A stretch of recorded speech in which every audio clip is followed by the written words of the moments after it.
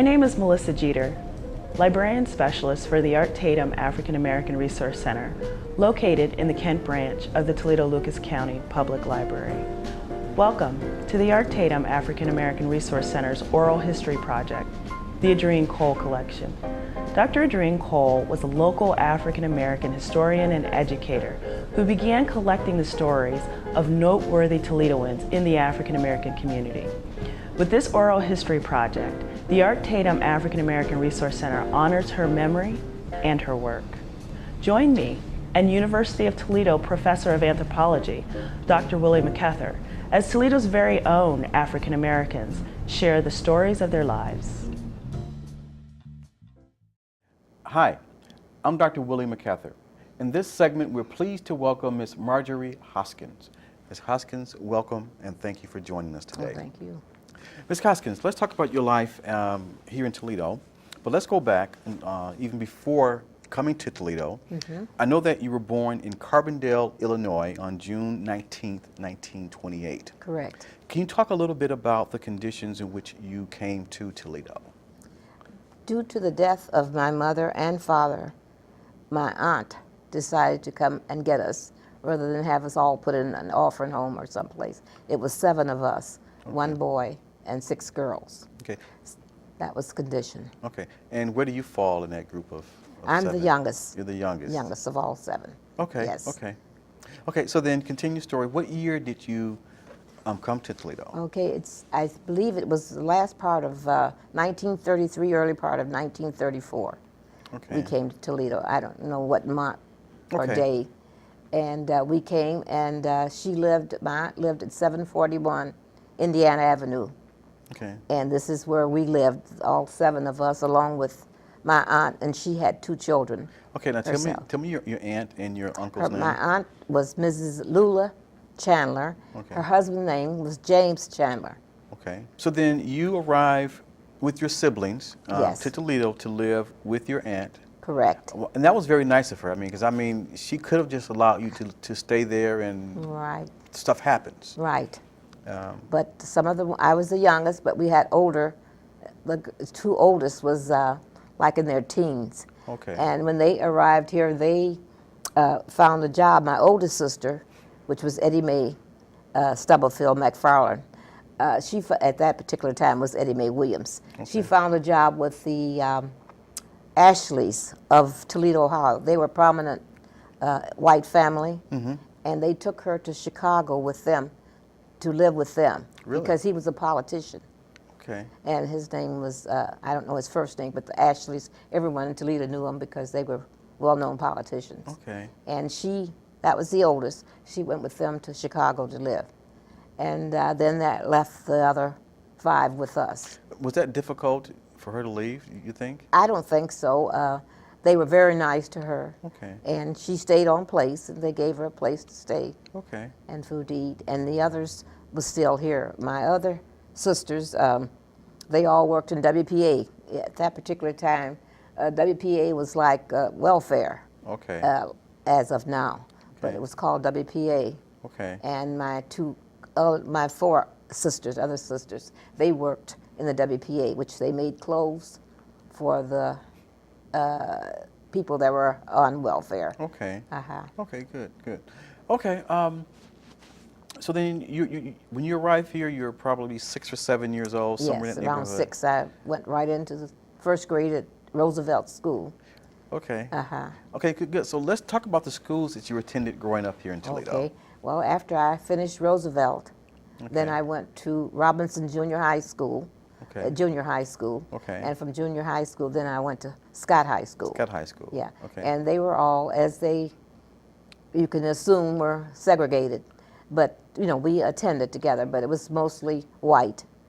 Okay. Okay. So they were mixed schools. It was mixed. So the neighborhood that you lived in, was that a mixed neighborhood as well? No, it was more all black. They went from like the 700 block of Indiana all the way down to, I'd say, Detroit Avenue was all mostly black. There were some white families, but mostly black, and that was the dividing line. In other words, we didn't cross Detroit Avenue, because across Detroit Avenue white families. Okay. Okay. So we were sort of like in a little circle. So you were kind of residentially segregated then? Yes, right. Based on that? Right, and if the gentlemen or any of the young men, they would go across that line, and sometimes they would get into fights. Would they really? Because there was a lot of Polish people at that particular time in that particular neighborhood. It was a lot of Polish. Okay, talk a little bit about the kinds of work that your uncle did. Okay, my uncle he did construction work. He was a bricklayer, and during those years, I think it was Indiana, 300 block of Indiana was like a dirt road, and they laid bricks for that and made it a brick road. Okay. And my uncle helped lay the bricks, and his son and he was called the water boy. He carried the water for them to, lay the brick. Is that right? So that's the kind of work my uncle did. So then, once you and your siblings moved here, did you all attend church in Toledo? Yes, we did. We attended Mount Zion Missionary Baptist Church.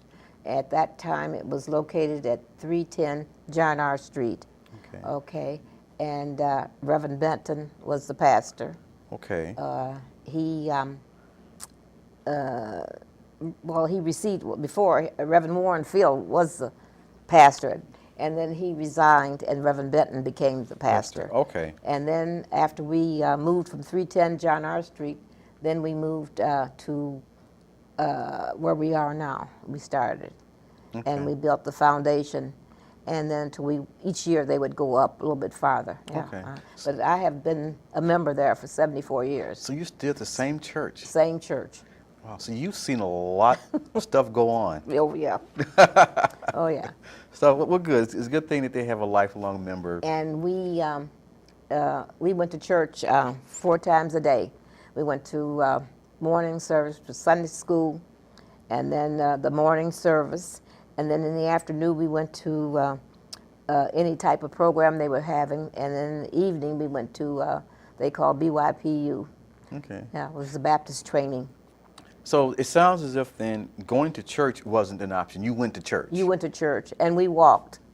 We walked from the 700 block of Indiana to the 300 block of John R. Street, back and forth each day, each Sunday. Each Sunday. 4 times a day. Wow. And it was not an option. You went. Sometimes we got a chance to go to a movie, which was the Paramount Theater, and I had an uncle that worked at a bar on Washington Street. I cannot think of the name of the bar, but his name was Quilly Hart, and he would give us a dime. We'd go by there and he'd give us a dime, and then we would go to Paramount Theater. But we were not allowed to sit on the lower level. We had to sit upstairs in the balcony. Going to the movie theater. Going to the movie theater. I want to come back to that because I want to talk about this whole topic of race relations as you come of age. So let's come back to that. Okay. Let's talk a little bit about the kinds of activities. You talked a little bit about going to the theater, but beyond the theater, what kinds of activities did you and other children engage in as you're growing up? This is before you finished high school. Okay. Well, when we first came to Toledo, on Indiana Avenue, we were neighbors to the Gibsons. I don't know if you knew any of the Gibsons, Drusilla Equilla, Joyce Gibson, all sure, those. absolutely. We were like almost next 2 doors from each other. Okay. And we played outside with jacks. Of course, we didn't have the regular jacks they have now. We used stones, little stones that we played jacks. Okay. And then we had skates that we would skate. Of course, with a large family, they would share a pair of skates. You'd have just one, and you'd skate on one skate. And so you had just kind of 1 foot skating. Yeah, along. we had no bicycles. Okay. And and then we played with the dolls outside. We learned to braid hair by using grass. We play, yeah, that's how they taught us to braid hair. Okay. So that's the only thing we had to do. Okay. As far as playing. As far as playing, okay, okay. Yeah, how about socially? Did you all get out of the neighborhood very much? Only we had little clubs. They call it like federated clubs. So the girls would get together, and we'd have meetings like that. And the Elks, they taught us how to march and things like that. But that was the only thing. We did not get out of the neighborhood otherwise. Okay. Now, we were speaking earlier, and you mentioned that you had that you knew Edrene Cole. Yes, I did. Talk a little bit about your relationship or how you knew Edrene. Okay, I met Edrene through her husband, which was Eddie Cole, which he was our attorney. Okay. And that's how I met Edrene, just through him. Okay. Okay. Good. Good. Okay. Okay. Let's talk about your life after high school. What did you do after you finished high school? Okay, well then I worked in a factory, a glove factory, and we made gloves. And then I did day work, which Okay. was, working for the families, the white families, and cleaning the house. That's Okay. mostly what we did. Okay. Okay. Uh-huh. And do you recall how much you got paid for the day work? We got paid $5.25. The 25 cents was for our bus fare, and $5 was our salary. Okay, for A day, a for day. 1 day work. 1 day's worth of work. So between day work, any other kind of work that you engaged in as you were coming up? Not till after, after teenager, I started working at LaSalle's and Cook's. Okay. Okay. Shortly thereafter. Okay. Okay. And I was a marker, where you mark clothes. So I marked all the merchandise and distributed them. Okay. How difficult was it, in your opinion, for African American men or women to get jobs in Toledo? Very hard. I don't know if it was, because many of them had the education, but they just didn't hire them, and because of the color. So to me, I felt that it was very hard for you to get a It job. was difficult. Uh-huh. Okay. Okay. Well, let's talk about your family. As you're coming of age in Toledo, did you eventually marry or have children? Yes, I did. I married at 16, and I was married to Evie Helms, and to that union I had one child Okay. by him. Okay. And his name, your son's name? It was Evie Helms, Okay. E-V-I-E, Okay, Helms. okay. And I had one son, his name is Perry Helms. Okay. Okay. And then later, after he just died, when Perry was about 5 years old, I remarried. And then I had one daughter. Okay. And that was to Isom Hoskins. Okay. That's how I have the name now. The two of you had one child as We well. had one child, which And was Vicki Woods. Vicky Woods. Okay. Yes. How would you characterize race relations as you were coming up in Toledo? To me, it was, it was bad, but I knew, as they said, you know your place. To go downtown to Woolsworth, we could go downtown, but you knew you could not sit at the counter and eat dinner there. You shopped, but you couldn't eat there.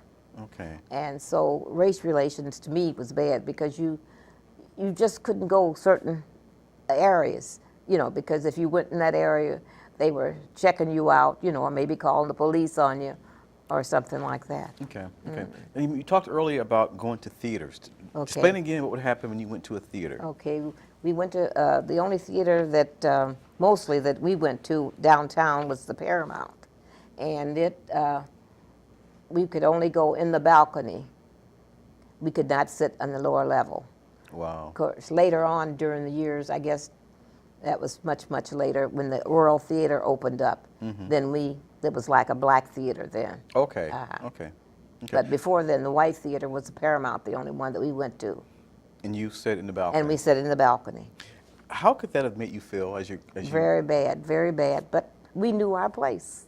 As they said, you know your place without, when I say you know your place, because you don't want to get in trouble. And in order to not be arrested or harassed, or maybe, someone maybe telling you can't come to the theater, you just went upstairs because that's where they went, colored only. It was easier not to make a Not fuss to make a fuss about it. and just do it. Just do it. Okay. But it was a hurting situation. And I often think about it now, Sure. But what can you say?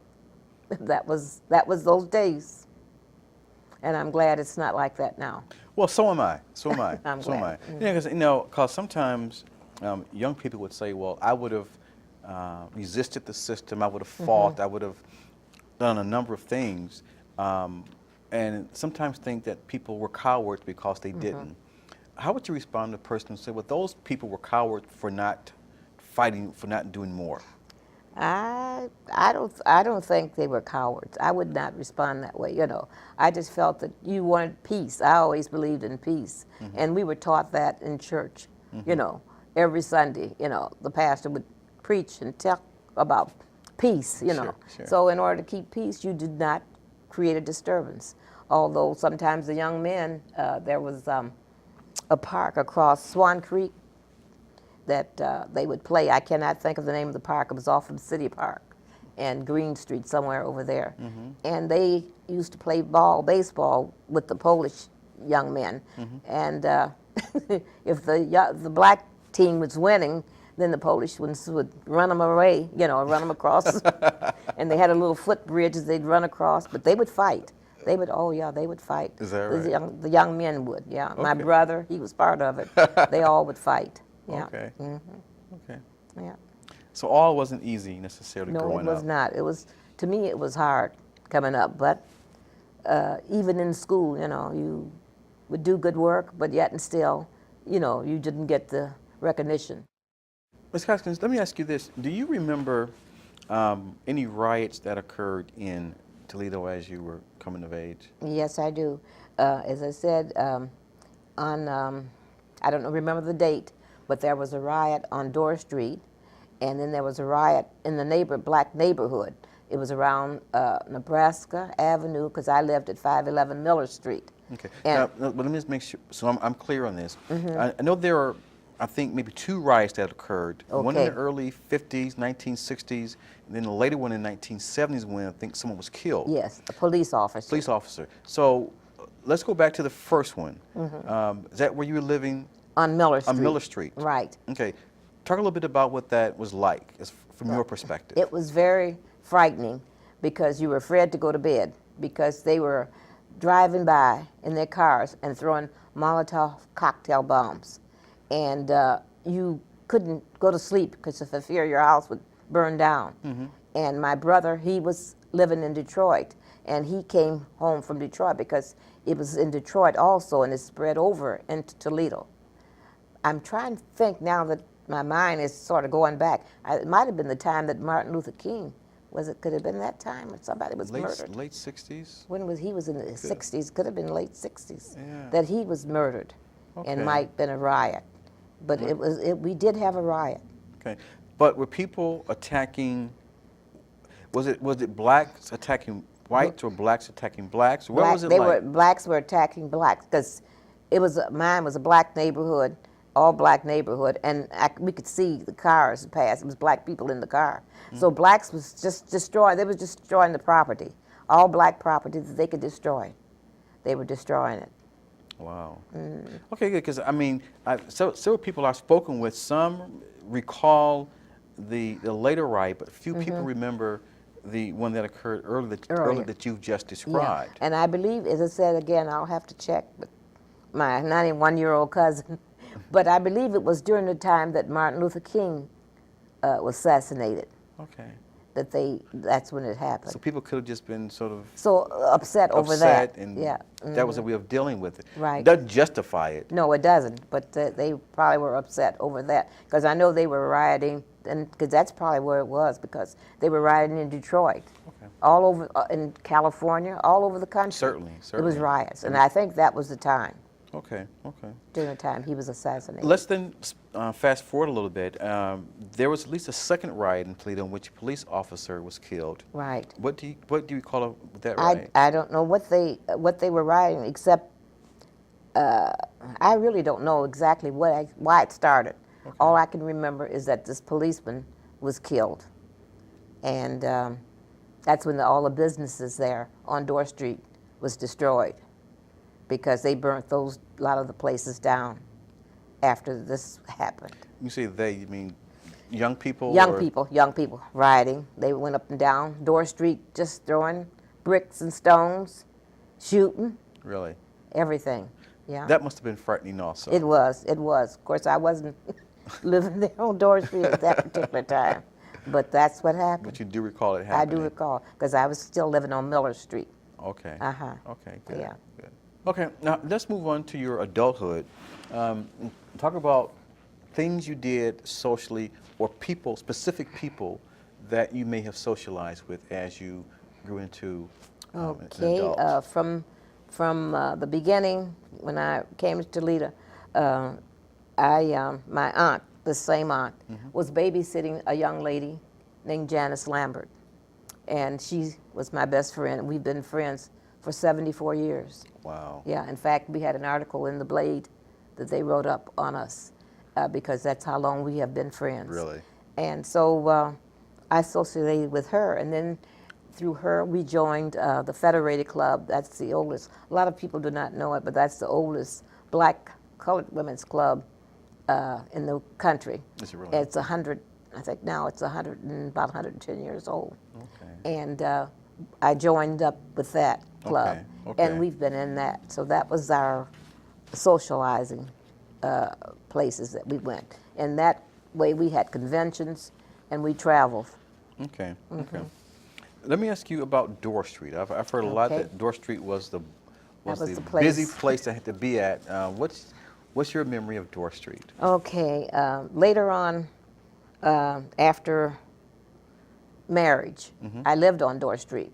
Okay. In fact, I owned a home there on Dorr Street. Okay. And it was 643 Dorr Street.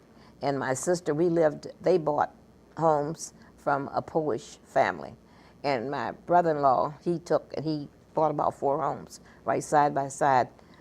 And we lived on Dorr, and we walked up and down the street, and they had the businesses there. Right. And some people had ice cream parlor in the 600 block of Dorr. Then Okay. across from there was a grocery store.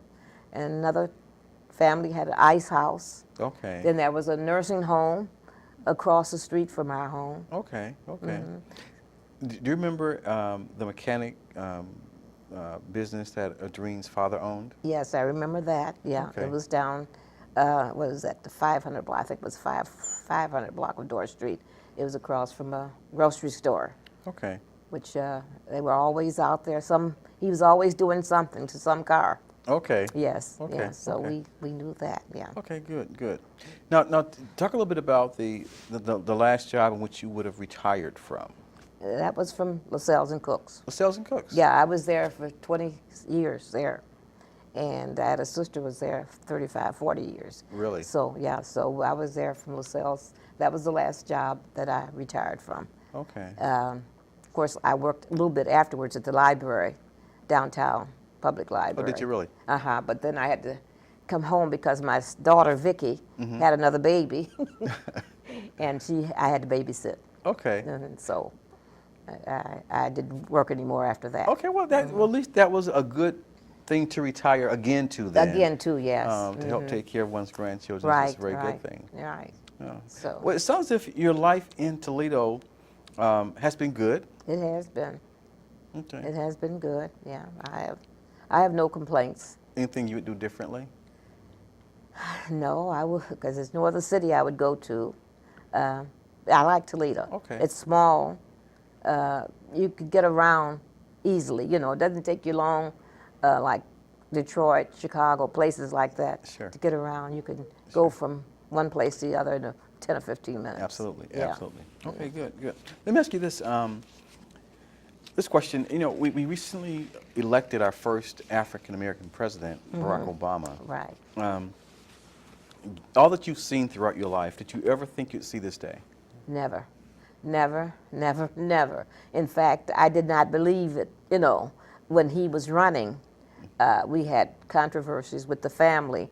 And I said, I don't know why he's going to, you know, go through all this, you know. Because I said, you know what's going to happen.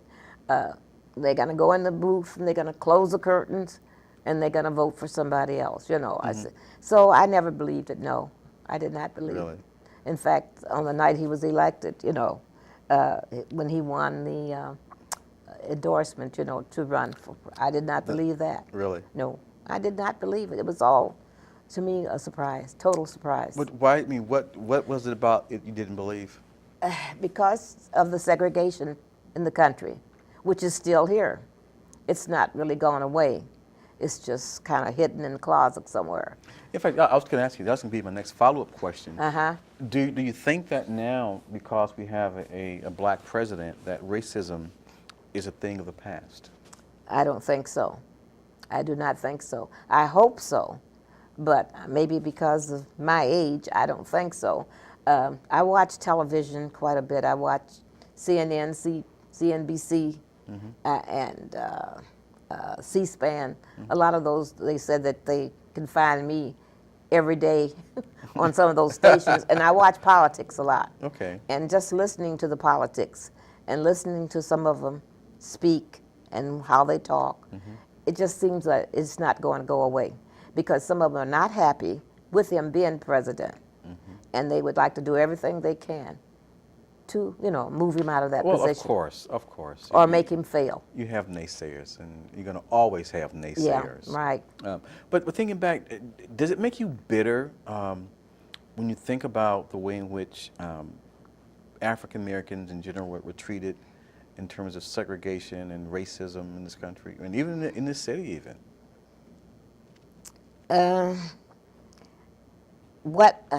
Bitter, why? In other words, I might be bitter, but I think about it's nothing you could do about it, In other words, religiously, I pray and ask God to direct my path and to direct the path of the people that are in charge of, different places, different things. And if they don't have a heart to be kind or be good, there's nothing I can do about it, But being bitter does not help you. It just makes you, more feeling bad or worry or stressed out. So I'm not bitter. I'm not bitter at all. A way to overcome the bitterness then is to religion. Religion, yeah, that helps me to overcome. So it doesn't bother me at all. Really? No. Were black people in Toledo ever stratified? In that were there certain sections of the city where certain black people lived? Were there certain churches that certain black people went to based either on economics or on skin color? Yes, there was, I was telling you when I was sitting over there, I think Warren for a while, they were a little bit thin when they were downtown on, I forget what street, I have it in my notes. And then there was All Saints Episcopal Church. My brother-in-law belonged there, but he was dark-skinned. And everybody else there was very, very fair-skinned.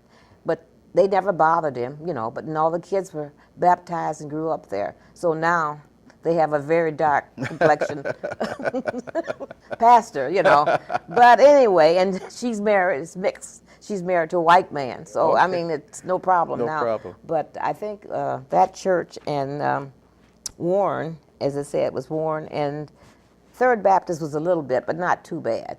Okay. Sort of skin color. Yes, I've heard the term, the so-called blue vein churches. Blue vein churches, right. Right, Yeah, right. yeah. Even they sort of segregated themselves in the Bramble-Lock homes when they were first built. It was a lot of, fair complexion people got, nice apartments right there on Division Street side. And Yeah. 'Cause I've heard people talk about those homes and yeah.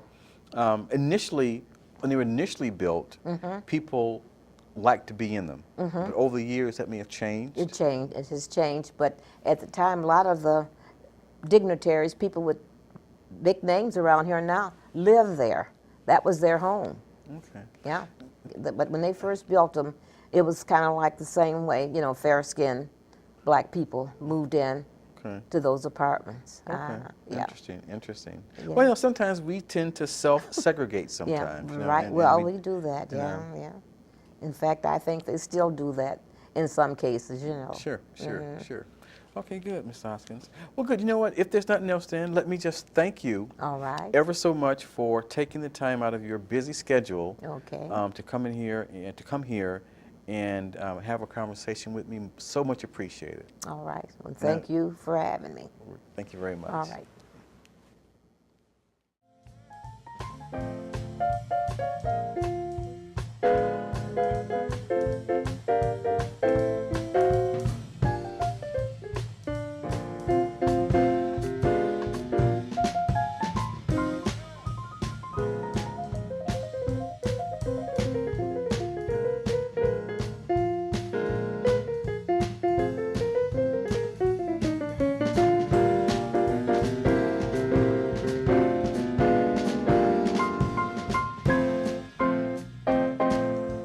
you.